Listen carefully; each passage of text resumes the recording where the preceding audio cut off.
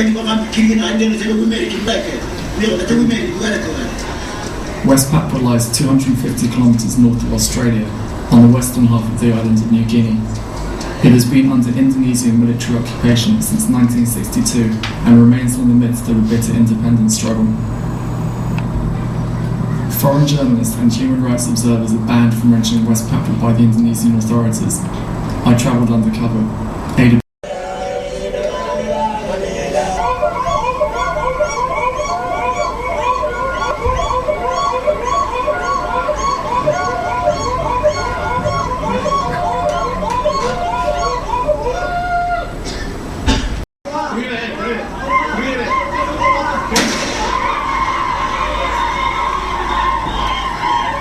I was the first Westerner allowed by the rebels to visit their camp.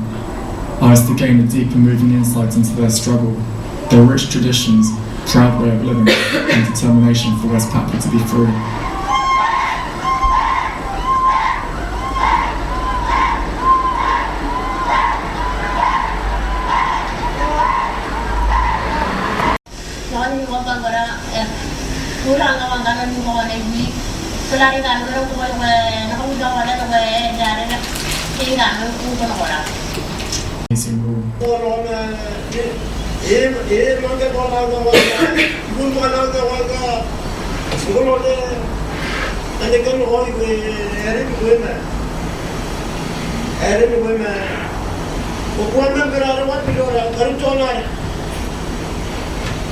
I've met all the students come all over the world, all over UK, and I knew that, you hear the story, what's happening, what's going on in people in West Papua. It just mentioned about West Papua, it's the best medicine for me and my people. And spirit, and they know even you are sad, even you are suffering, but the music keep you alive, your spirit alive. So that's why you could see in the jungle, whatever they are, what really happening. It's like we are struggling in this room, and our neighbor didn't know what really happening inside the room. We are fighting, we are struggling. My people like in prison, Indonesia slave my people. Nobody knows. But like you could see, one European visit is like chance for them. They're excited. It's like it bring good news for them because they never seen European life. Because one thing that because the West Papua is a Dutch colony. A vote of self-determination in 1969. This is the one concession handed to the Dutch when they yielded their colony to Indonesia 5 years ago. Indonesia, as soon as Indonesia invaded 1963 and started killing, torture, intimidation, murder, and then they see Indonesia really, it's not really connect. So that's why as soon as the European arrive, whatever they can, they will do whatever, even simple thing, singing, they can do, because they're honest, telling the truth.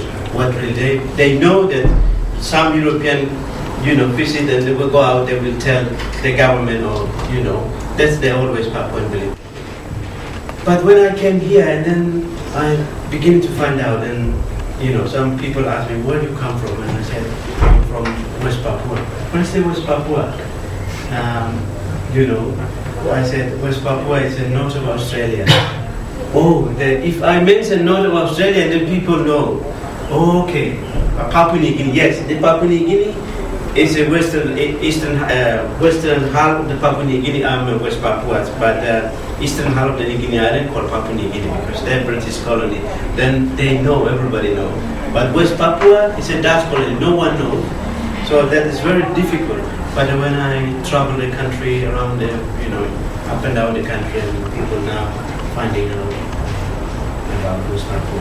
West Papua is home of the bird of paradise.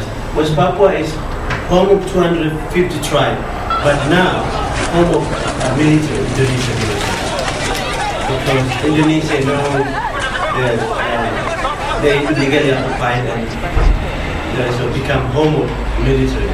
So West Papua, the faith is very strong, but very difficult to travel to freely to go hunting or gardening.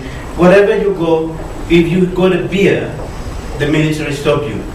If you have a drop, long hair, military cut your hair. One example, my brother is called Wenda. It's 2004.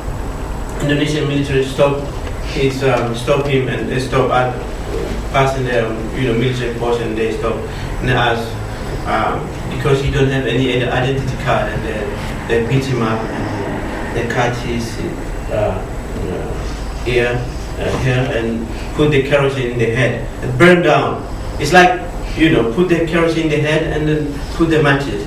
When you have a beard, because West Papua we don't have any scissor to cut our beard, and we don't have any scissor to cut our, that is a part of our identity, part of our culture.